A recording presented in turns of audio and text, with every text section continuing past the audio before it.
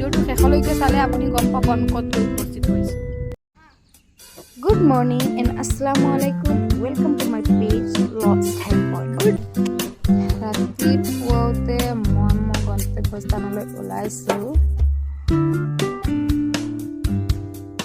আজি মই অলপ সোনকালে আহিব লগা হৈছে কাৰণ আনজন দাৱতত যাব লাগিব, সেইবুলি আমি ৰেডি হৈ গ'লোঁ।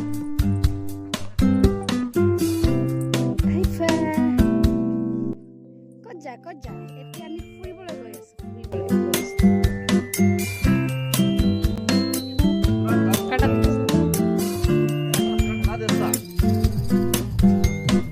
এয়া হৈছে মোৰ ডাঙৰ ককাৰ ছোৱালী আৰু এয়া হৈছে মোৰ ছোৱালী। আমাৰ ডাঙৰজনী এনেকৈ চুলটো ভাঙিলে আৰু সৰুজনী এয়া চাওক পুতলা চিষ্টেম এটা ক্লিপ লগাইছে, বহুত ভাল লাগিছে। বেবী এইটো কি হয়? এইটো খেলা বস্তু। এইটো দিলে আমাৰ বেবী খেলে, ঠিক আছে। এই যে আমাৰ বেবী দুটা মাত্ৰ তাত দিলে কেইটা? দুটা ন বেবী।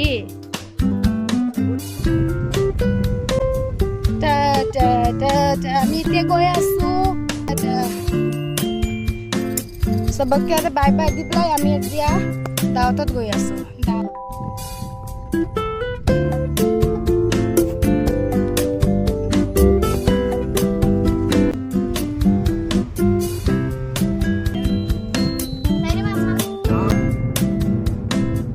মোৰ মাইনাজনীয়ে পিছফালে বাছ আহি আছে, বাছত চাই আছে। মোৰ মাইনাজনী কি কৰি আছে?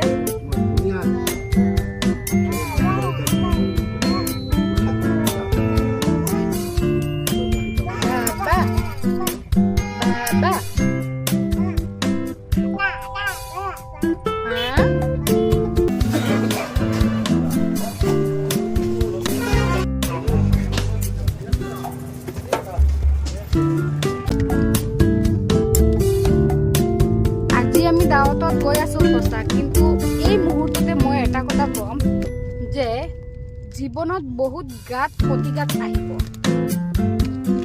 দুখো আহিব, কিন্তু এটা কথা মনত ৰাখিব লাগিব, এই দুখৰ আঁৰত সুখ ডেফিনেটলি লুকাই আছে। তো সেই সুখ আপুনি নিজে বিচাৰিব লাগে।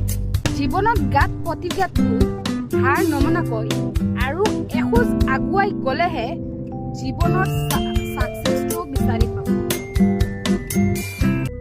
জীৱনৰ ৰংবোৰে লুকাবাকু খেলে, এই সূৰ্যই যেনেকৈ লুকাবাকু খেলি আছে, সেই একেদৰে জীৱনৰ ৰংবোৰে লুকাবাকু খেলিয়েই থাকিব।